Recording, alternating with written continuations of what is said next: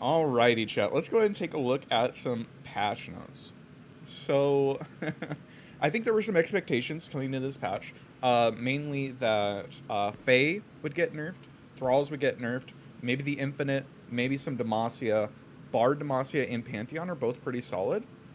We've already sort of gotten a sneak peek on Twitter, so we know that most of those got hit. But let's go and start going through line by line, okay? It's possible for music to not show up on the VOD. I know, Cash. I know. All right. So card updates. Here's a look at each of the card updates. Game system updates. Scout has been removed as a generatable keyword.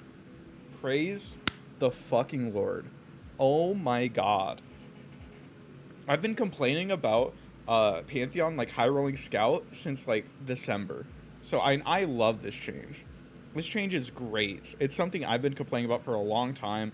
I'm excited for it. It's mainly because like Scout's just so much stronger than almost any other keyword that you're gonna roll, right? So like bringing down the overall power level just a little bit, I think is a good thing. I think it's a good change. Copied spells now counted as being played. Karma, Taric, Mirror Mage, Jace is probably a good change as well.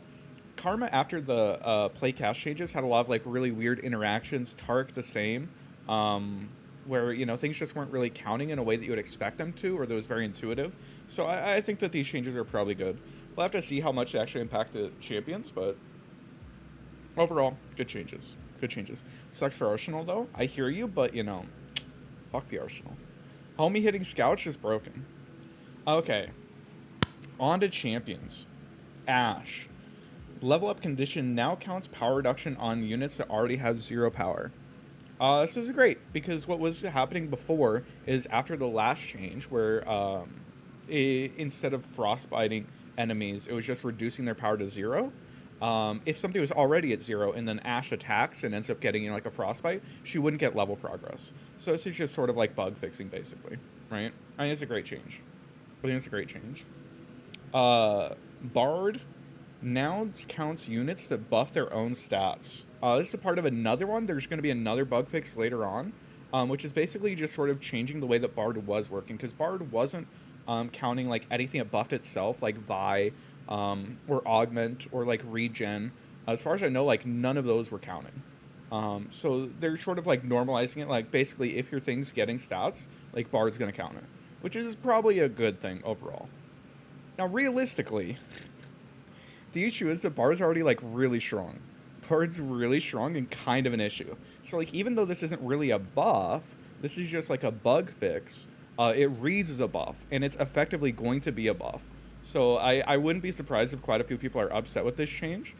This is probably going to get memed to death in like a week and a half when Bard's taking over the meta. But I mean, in the meantime, I think it's probably a good change for the card. I still think he needs a nerf at some point, but it's probably a good change. Ezreal. Oh, my boy Ezreal. No context. No context on it, just level up condition increases to 8 plus targets.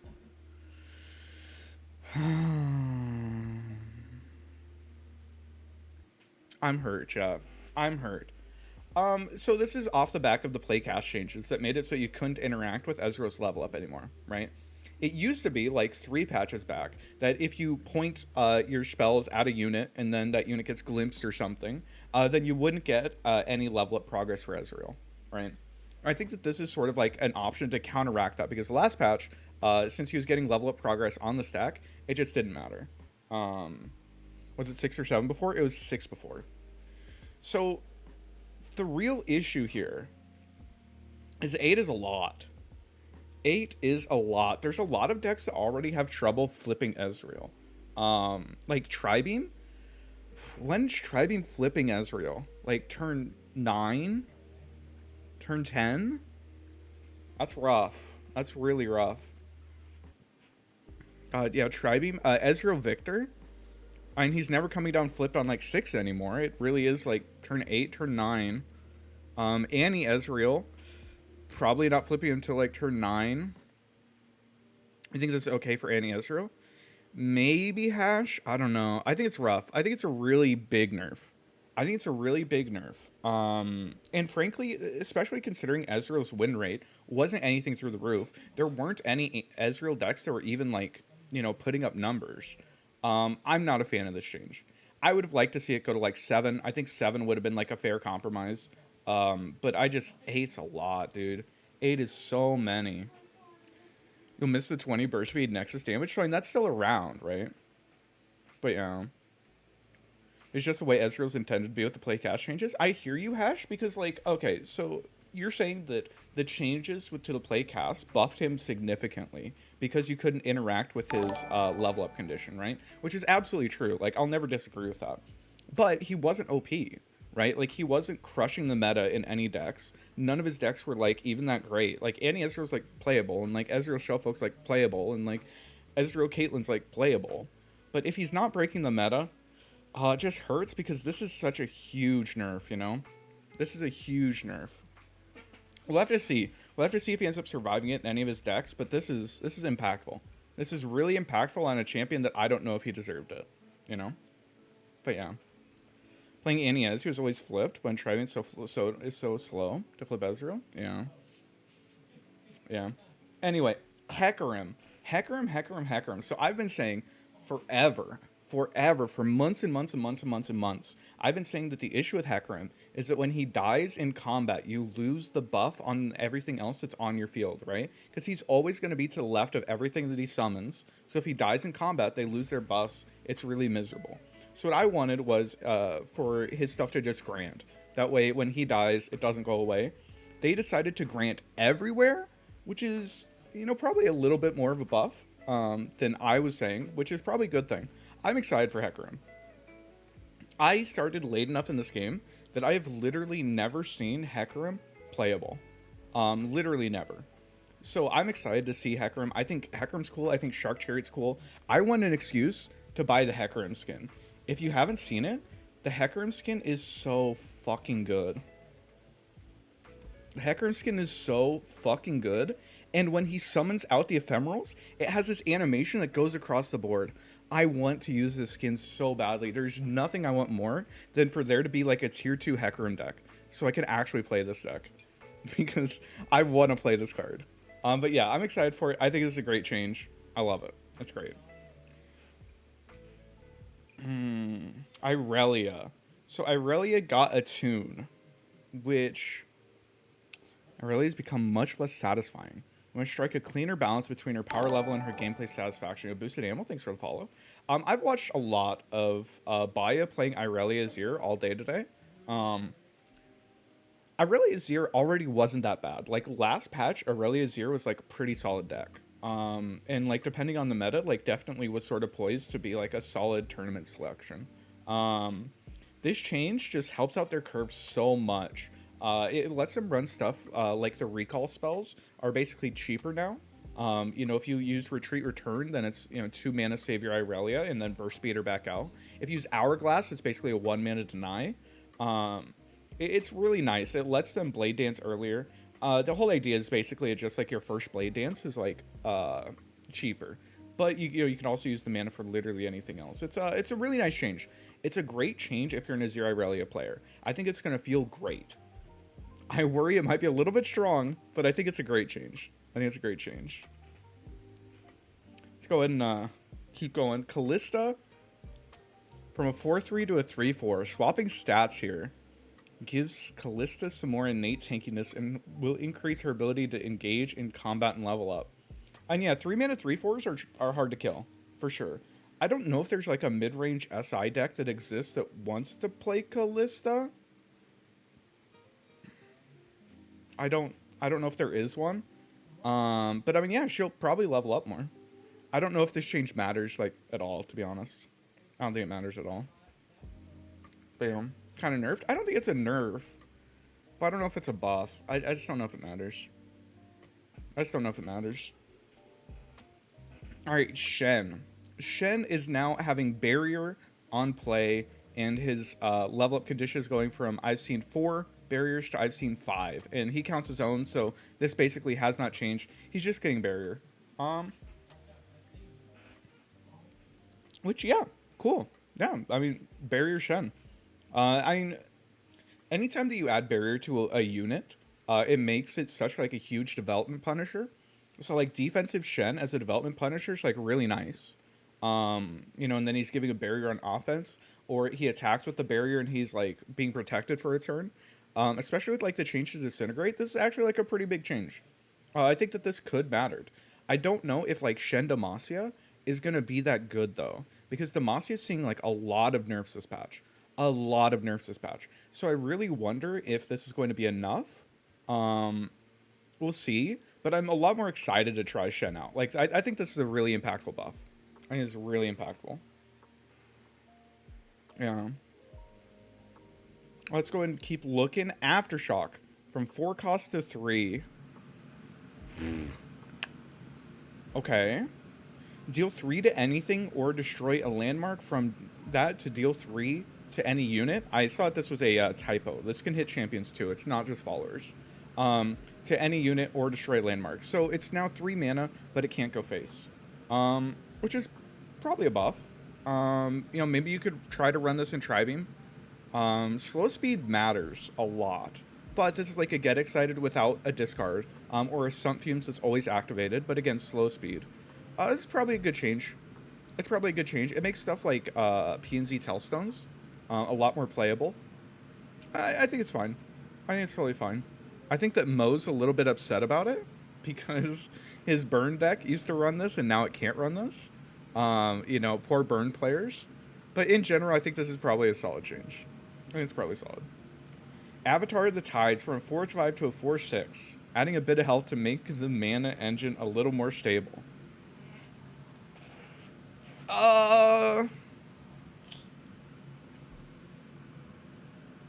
I don't think that this addresses at all what Avatar's issues are. Avatar's issues are that she like means that you she stops you from gaining mana for the rest of the game while she's on board. She generates a ton of like cards, but you have to have some other payoff, right? You have to have like Nami as your payoff, or like Victor, or Glorious Evolution. You need something else. She isn't like, I don't know, she just isn't doing as much as like Shellfolk. And the fact that she's in Bilgewater means that she's in one region that just doesn't support her like at all. So I don't know, it's cool. I don't think that 1 extra health like suddenly makes her super playable. We'll have to see. I don't know, maybe there's an Avatar of the Tides deck out there, but I'm not holding my breath for it. She doesn't stop you from getting mana though. She literally does. If you would get a mana gem, instead refill your spell mana. You literally do not get mana gems while she's on the board. So if you play her on turn 6, you never go above 6 mana, right? Random spell 3 or less is such a big pool too. Very true. But yeah. Yeah. I don't know. The card's probably like a little bit better than we give it credit for. Like you could probably make a pretty meme, like low tier 2, high tier 3 deck with this. But I don't know. I'm not holding out hope for it. Perspectors, thanks for the follow. Avaros and Hearthguard. This is a part of like 3 different Freljord buffs to these like big, meaty, mid-range units. So we'll go through those real quick. Avaros and Hearthguard from a 5-5 to a 5-6. And Babbling Bjerg from a 3-3 to a 3-4. And then there's one more change a little bit further on. Okay. Yeah, sure. Dope. Great. We got it. I think it's fine. It's fine. I don't know if I'm like, super excited to play mid-range Freljord because of these, but like the extra stats do matter. Especially like a 4th point of health on Bjerg, like suddenly makes him a lot more attractive of an option.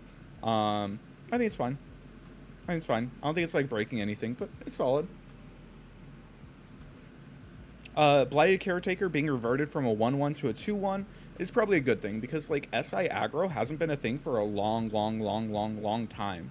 It got killed for Thresh Nasus' sins, and we haven't seen anything since. So, I mean, I'm down to give this a little bit of power back. This used to be one of my favorite cards when I first started playing the game, when I was playing like Endure and Kalista Mistrais. So, I'm excited for it. It's solid. Brightsteel. Brightsteel from a 3-2 to a 2-1. This is a huge nerf. This is a huge nerf. -1/-1 on a 2-drop. I mean, Brightsteel was so good because it was able to trade up most of the time. It was a fearsome blocker. In a lot of Demacia decks that oftentimes don't have fearsome blockers, because you're playing what, like Protege on 3? Like you just don't have fearsome blockers in this deck. So like Brightsteel is really strong. It has low-key been one of the best 2-drops in the game for a long time. So like it probably deserved a nerf, but going down to 2-1 is a huge nerf. You know, which is why you see like the Shen buff, and it's like, dope, we saw a Shen buff, and then one of his favorite followers just kind of gets gutted. I don't know if this is still going to be playable after this. Maybe, because like Brightsteel's still a good card. Like giving Barrier, it's like still good, but I don't know. This is huge. This is huge. I have to see, but I don't know, man. I don't feel good about it. Carnivore Dragon, 4-3 to a 4-4. So going up to 4 health is a lot, by the way. Especially since this card has Fearsome. So like everything that was blocking it already had at least 3 attack. So now there are things that are blocking it that aren't instantly killing it. If you have it kill something on its way down, then it's a 5-5 with Fearsome that also drains every time it slays something. This card is probably playable. I could definitely see a world where this card ends up being playable. I'm excited for it. I think it's a cool card. I love the dopamine rush of getting the drain off, so I'd probably be excited to play this card. But it is kind of scary that this is potentially just a 4-mana 5-5 with keywords. That's kind of scary. But yeah. Chief Nakatok, from a 3-3 to a 2-4, so has a little bit more survivability. And then when ally transforms, fully heal it and grant it +1/+1. When ally transforms, fully heal it, grant it +1/+1 in impact. So it's the same thing, but it gets impact instead. Or in addition, it also gets impact. It's probably a really good change, honestly. Like, I would be excited to try out some sort of Freljord Bandle pile. You know, maybe like Nar Sejuani, something like that. But yeah, no, I'm excited for this. I think this is a good change, because Nakatok is supposed to be like a per turn value engine. And like the +1/+1s matter, and the impact matters. I dig it. I think it's a good change. I like it. I'm excited for it. This card was close to playable before. Nakatok, it was okay. It wasn't good. Nah, you know what? It wasn't good before. It wasn't good before. I'm not going to be on the Kofiu. It works in timelines. Nakatok does work in timelines. But the issue with Nakatok in timelines is you play it on turn 3. You can't play timelines before that. And then if it dies, then you just, like, lose your value engine. Because you can't, like, if you play it post timelines, it's not giving you fucking Nakatok, right? But yeah. Crumble from 5 mana to 4 mana. This is a huge buff. This is a huge buff. Hot take, Crumble wasn't that bad at 5 mana. It wasn't great, but it wasn't that bad.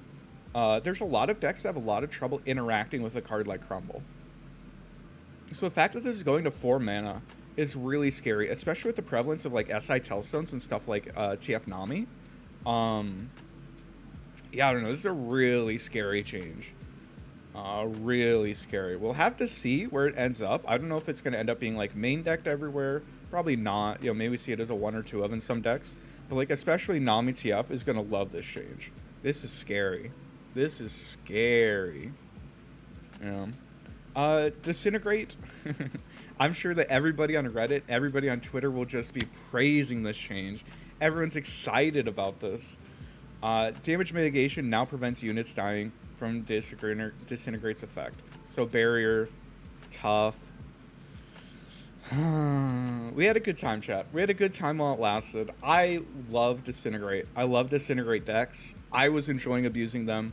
The fact that we no longer can, it's probably a good thing to have like some amount of counterplay to it, especially barrier. It going through barrier was like kind of an issue. Yeah, it's whatever. It's fine. It's fine. It's fine, chat. It's fine. It's fine. I'm not even upset. I'm not even upset. Barrier and lifesteal buff is good. You don't think tough should counter it, to be honest? So the lifesteal thing was a bug where if you blocked with a lifesteal unit and your opponent disintegrated it, you just wouldn't get lifesteal. So that one's a bug fix, which absolutely needed to happen. Ember Monk, from 4 mana to 3 mana, from a 3/3 to a 2/3. So this is a 3 mana 2/3 with quick attack that when you summon another ally, you grant this +1 attack. Grant, so it doesn't go away. Maybe this card's playable? Maybe? It gets big kind of fast. I don't know what deck you're playing it in. But it does get big. It's getting big. It has quick attack, so it's like eating a unit each turn. I don't know. This card's probably still not good. Like, the thing that I would probably equate it to is the Ionia 2-mana 1/3 that gets +2/+2 whenever you stun a recall unit. I think it's very similar to that, where it's basically like just forcing a block every turn. I don't know. We'll have to see. I don't know what deck this would fit into. I think is my big thing. I don't know. Grant? It is Grant. It is Grant. But yeah. I don't know. And in Bandle, I just don't know what deck this goes into. Pharaoh's Financier. Pharaoh's Financier was giving too much value with a decent stat line for his versatility. 2/2/2/2/1. Okay. We had our fun. We had our fun abusing Pharaoh's Financier. Going to a 2/1 is probably fair. It still trades up, but now it's dying to like Vile Feast. It can't double block stuff with one attack.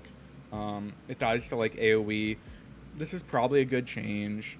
Will Pharaoh's Financier see less play? Probably not. It'll probably see like the exact same amount of play. It'll just like feel a little bit better to play into it, which is fine. It's probably a good change. Probably a good change. Gleaming Lantern though. From a 3/3 to a 3/2, we're increasing the ability to disrupt explosive Gleaming Lantern starts, believing the outright power the Lantern provides for a Fey deck. Poro cannon me. Ah! Another one! Why are there so many? Why are there so many? Yo, Pope Pop-Tart with the 3 months? Thank you so much, buddy. I really appreciate it. Thank you, thank you. I think it's great that Gleaming Lantern got nerfed. My suggestion was like 2/2, I think. I think it's still having 3 attack is like a little bit scary, but it's fine. With 2 health, it dies to Mystic Shot, it dies to a lot of pings.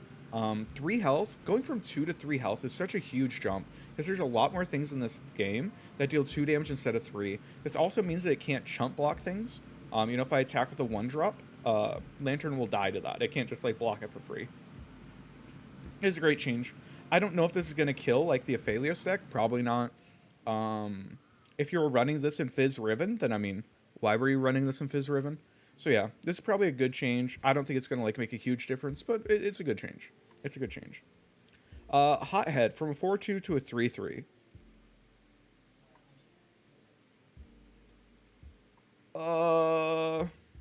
I mean, okay. This doesn't, like, you're probably going to get more than one attack with Hothead now, right? And, like, it can block, and it's not just getting traded down to into 1-drops, which is a good thing, right? Like, going from 2 health to 3 health is a big jump.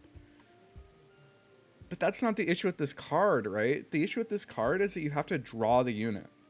Like, you aren't, like, it doesn't, like, you know, always hit the champion that's going to be at the top card of your deck. No, you might draw, like, 10 cards and you don't find it.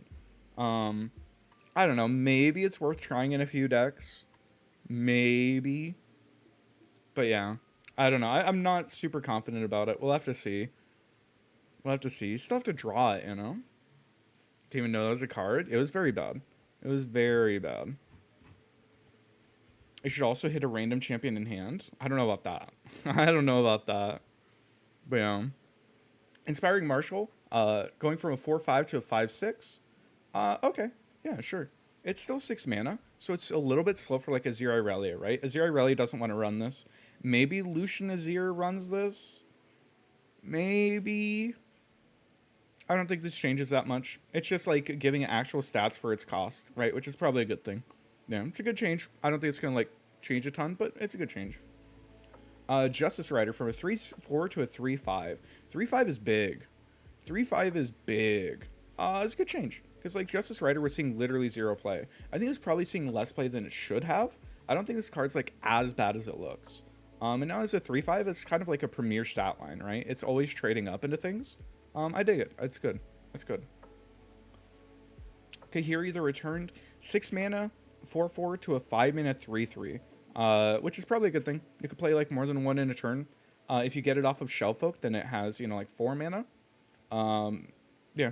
This is strictly a buff. I think it's probably a good change. I don't know if it's enough to, like, make Kahiri good, but, you know, you could try it. You could try it. Lady of Blood from a 2/4 to a 3/4. Probably a good change. She's just, like, a per-turn value unit that I think is probably, like, better than she looks, right? If you discard Chompers, then you get a fleeting copy of Chompers, so it will automatically discard itself. It's not once per turn. I think it's a good card. I think this card's like probably better than it looks. I'm down for it. I'm down to give it a couple extra stats, see if we can try it out. Lava Lizard, getting impact. Dope. Great. It was absolutely terrible before. Absolutely terrible before. Good change. I'm down for it. Legion Deserter, from Overwhelmed to Fearsome. Whew. Whew. This is a huge nerf. This is a huge nerf. Like, this probably single-handedly kills the red Viego deck. Which is a good thing, by the way. I think that this card was ridiculous. This card was just so big so quickly. It's a good change. Like, this card needed to get changed. They basically took the option of, I want to gut this card instead of trying to balance it. I think that, like, trying to balance it would be making sure that it doesn't get +2/+2 from the Viego Mists. You know, like, make it so Viego and Mist, like, share a subtype. And then, like, the subtype gets the +1/+1. That way it's not, you know, doubling up on here. I think that would have been, like, a more reasonable way to go about it without, like, you know, just killing the card. But, yeah, this probably kills the card. Card's probably unplayable now. But, yeah. Merkel Shaman, from a 3/3 to a 2/4. 3/3 to a 2/4. This was a 5/5 before, right? So they're saying it's going from a 5/5 to a 4/6, which is pretty big. Like, that's really fucking big for a 4-drop that's also drawing you a card and has regen. This is probably a good change, right? This thing's going to survive on the turn it comes down more often. It draws you a card. I don't think this card was bad before. And now, like, a 4/6 is, like, big. I dig it. It's not, like, a huge buff, but I think it's probably a good change. It's fine. I think it's fine. Petricite Broadwing. Petricite Broadwing. Okay. So this card has sort of been an issue for a long time. Because it applies a ton of pressure on turn 2. It's basically killing anything. It's at minimum 2 for 1-ing. And if you start using any amount of buffs on it, it just becomes a menace so quickly. This card's very, very, very strong. So what they're taking away Challenger, and they're saying when you summon an ally, grant me Challenger. Which is something a lot of people have suggested, right? It's just giving it basically Fleet Feather Tracker text. Which is probably a reasonable change. If their objective isn't to gut the card, if they still want it playable, then, like, this is reasonable, because it means it can't swing on its own on turn 2. You still have to, like, develop into turn 3. It's probably a good change. This isn't the change I wanted. The change I wanted was give me Challenger, so they can never open attack with it, which is probably a little bit more mean. But yeah, this with the Brightsteel nerf might be enough to nerf this card, but we'll have to see. You could see a funny moment earlier. Let me grab it real quick. From Baya's stream. If you don't know Baya Tech, he topped Worlds. He's a really good player. He streams sometimes. Here's Fuck this card, man. Here's his clip. Why this card is still fucking insane, man? I didn't. Man, you have small issue, dude. Clueless. The Demacia player wanted to eat up the Annie, but then realized that he doesn't have Challenger. So it is an impactful change, right? It is an impactful change. It's a good change. But we'll have to see if it actually ends up, like, fixing the card. But yeah, that's just a funny clip. Yeah. Promising Future, 4 mana to 6 mana. I was one of the people who was out here saying that I wanted to absolutely murder Thralls. And I think this murders Thralls. This absolutely murders Thralls. I don't know how Thralls can come back from this. 6 mana is a lot. Like, maybe you play slower in the deck now. Maybe you, like, lean into Draklorn or the Clock Hand. But yeah, we're basically not seeing, like, 4 Thralls on 5 anymore. Which is a great thing, by the way. That's a good thing. But, like, not even going to 5 mana, just straight up going to 6. They wanted to fucking kill this deck. They wanted to fucking kill this deck, which is crazy. Actually crazy. Yeah. I don't know.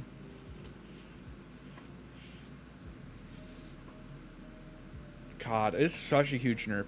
Yeah, I would feel bad. I feel bad for the people who enjoyed Thralls, because Thralls wasn't played before the previous patch, right? It was played a little bit, but, like, not a ton. It hadn't been meta relevant since, like, January. So then Riot comes out and gives it, like, 2 huge buffs, and then, you know, 4 weeks later, fucking murders the deck. I would feel bad if I was a Thralls player. This is huge. But yeah. I don't know. We'll see, I guess. We'll see. But I'm pretty sure Promising Future is just an unplayable card now. Quicksand. From when targeting 2 units, give them -2 and disable all positive keywords to now -1 and disable their positive keywords. Okay, so instead of doing -2, it's -1, -1. Okay, sure. This means that, against aggro, a lot of times this was being used by Shurima decks to, like, save 4 health against aggro, or get some good trades. It's probably a good change.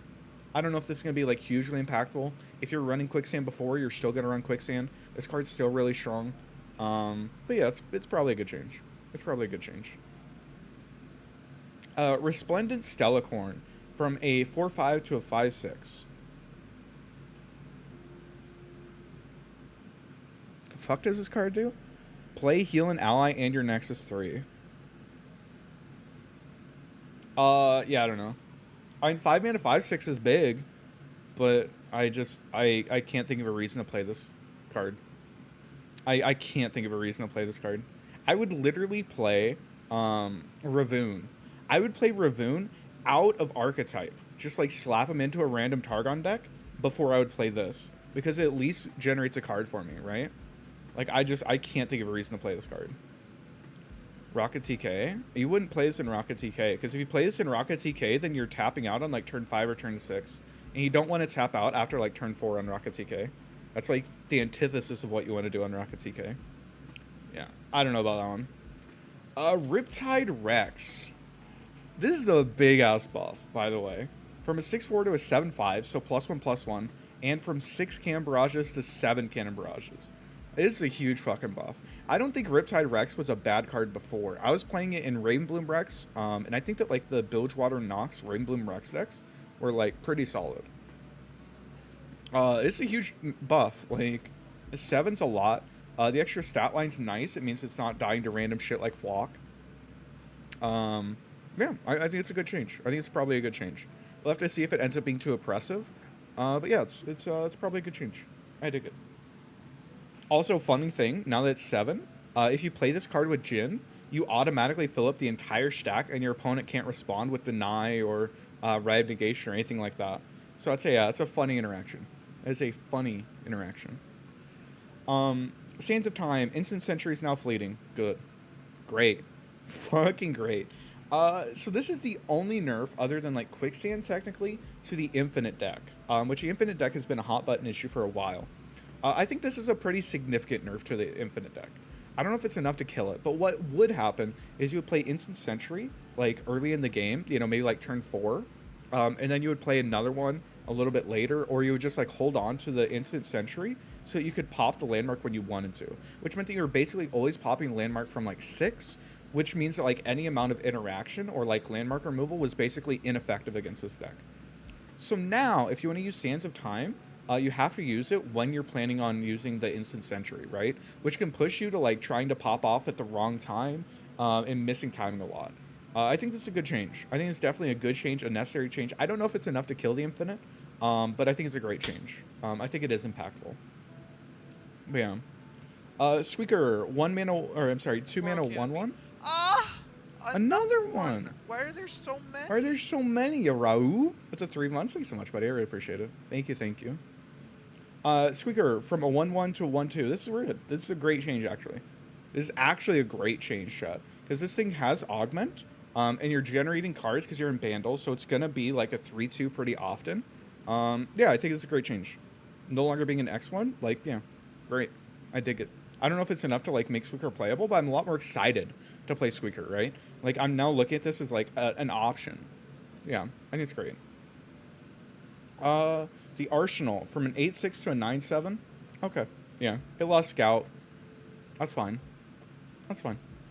The Prefect, from a 1/3 to a 2/3. Okay, so with 2 skills on the stack, it's becoming the, the Ballista? Is that what it's called? The Noxus 4/3 with Overwhelm? And adds more top end? I think it's fine. I think this card's, like, probably playable.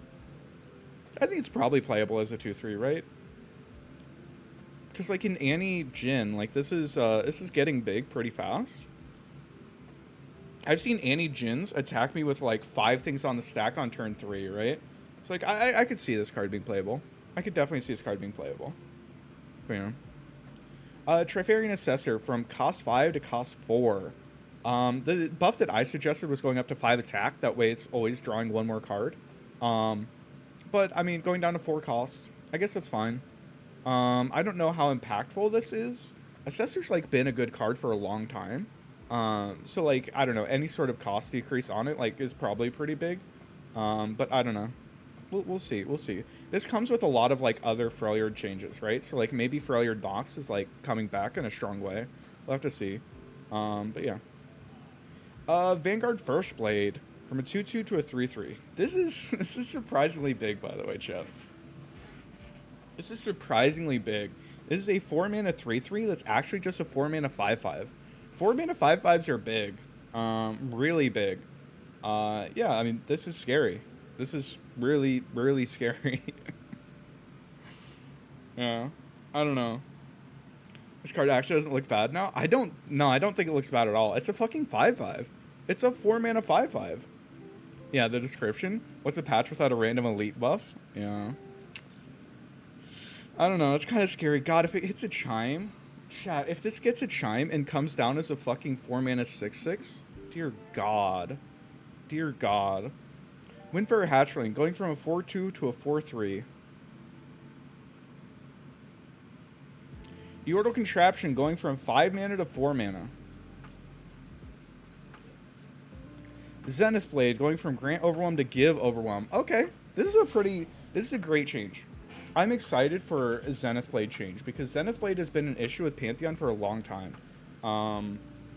The main reason this was an issue was because since it cycled itself, you were basically generating 3 different must-kill targets, because everything on the deck was getting, like, huge stats, and, like, with Overwhelm, like, you can't chump it. And it was like, this was one of the main reasons that this deck wasn't losing to a lot of removal piles like Vengeance decks, was because Zenith Blade just let you, like, separate out your targets your opponent has to deal with. Making this give is probably killing the card, honestly. It's a great nerf to Pantheon if, like, you want to kill Pantheon. Like, I'm down to kill Pantheon. But yeah, give means that you always have to develop with this, which means that you're lots more susceptible to, like, stuns, or, you know, any sort of slow speed response. Yeah, this card's probably unplayable in Pantheon. Like, if you're playing Pantheon now, you're probably swapping back to Shyvana, if I had to guess. And you aim for, like, the Dragon's Clutch. We'll have to see where it ends up, but this is a huge nerf. This is a huge nerf to Yuumi versions of this deck. Real quick, just to go over these. Windfare Hatchling. I'm going up to 3 health is, like, fine, because it means it's not, like, getting Mystic Shot anymore, so it's representing more damage on its own. It's probably a good change. I don't know if it's super impactful, but it's probably a good change. And then Yordle Contraption. 4 mana, generate 2 random followers, just, like, probably isn't good. And then, like, 4 mana, destroy landmark is, like, fine when you need it. I'm not excited about this card. Skins. Okay, this is what actually matters in the fucking, in the patch, okay? Let's look at a Nami skin. Ooh. When she levels up into this is a little bit awkward. Every time I look at this, just like her pose, like, this is her back, right? Her back is in this line, and then her legs, like, come out here. It's just a little bit off. I get that, you know, her center bounce is, like, right here, because that's where she's putting all of her pressure. But, like, the angle that comes out is just a little bit awkward. But this is a great skin. Let's watch the animation.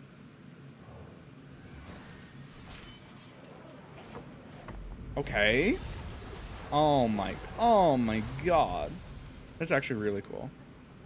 That skin's great. I'm buying that skin the moment it comes out. I'm buying that skin the moment it comes out. She has no legs? I know she has no legs. She's a fucking mermaid. But yeah, I think it's a great skin. I'm excited for it. Bard. Bard is funny, to be clear. But, like, he looks the exact same between level 1 and level 2. It's like, I think the idea of these is that they're playing D&D, right? They're playing D&D, and she looks different in the level 1 from the level 2, right? I think most of them do, but he looks the exact same. And while it's a funny idea to have Bard, I don't know. I saw this joke like 6 years ago in League. I don't know. Let's watch the video though.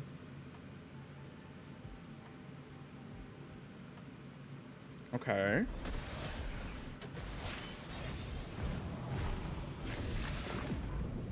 I love this though. I love this. I love the fact that for these skins, they aren't even giving them like their own, you know, like brand new animation. They're like changing what they look like in their animation, right? I think that's great. I think like this change, they do it with Fizz as well, is great for the game, and like makes the skins a little bit more attractive, right? But yeah, I don't know. I probably won't buy Bard. Fizz though. Fizz is kind of cool. Fizz is kind of cool. I love the art on this. And the art on this one, oh my god. He's fucking sliding down the blade. This is sick. This is actually sick. And it has a new animation.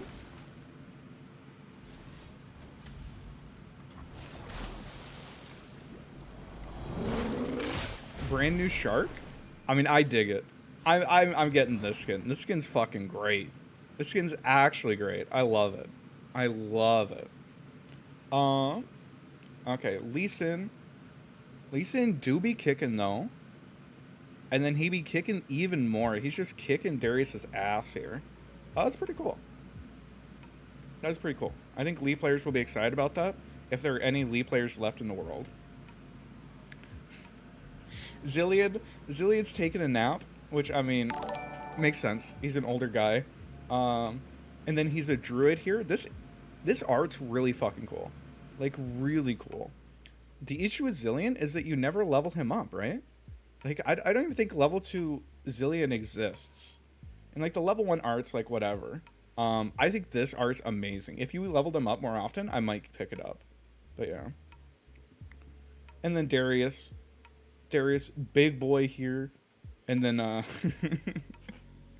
if you saw the Rika Rex tweet, let's see if we can grab that real quick.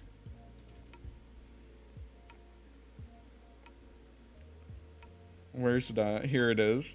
POV. I'm open attacking with 8 banked mana. For that Battle Fury. That's funny. Yeah, no, I think this art's really cool. I don't know if I'm ever going to play Darius in my life, but it's pretty cool. The board is really cool, but I don't think it's clickable. And if it's not clickable, it's not worth picking up. Zillion emo. That's pretty funny. I like that. This emote's fucking fire, though. He's doing his best. He's just out here dooting while his friends are off fighting. This is a great fucking emote. This is actually a great emote. Bunch of bug fixes. Are there any that actually matter?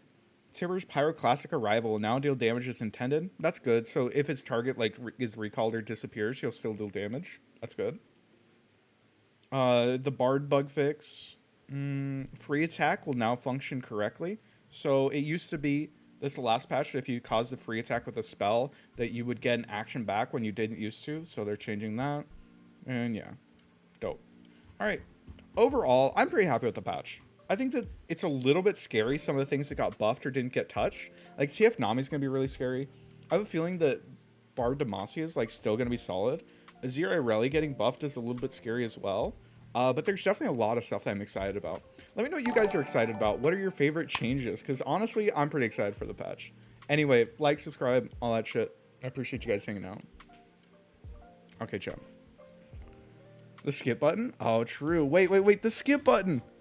Oh, how did I miss it? Skip. The skip button on the weekly vault. Let's fucking go. Let's fucking go. Hey, true.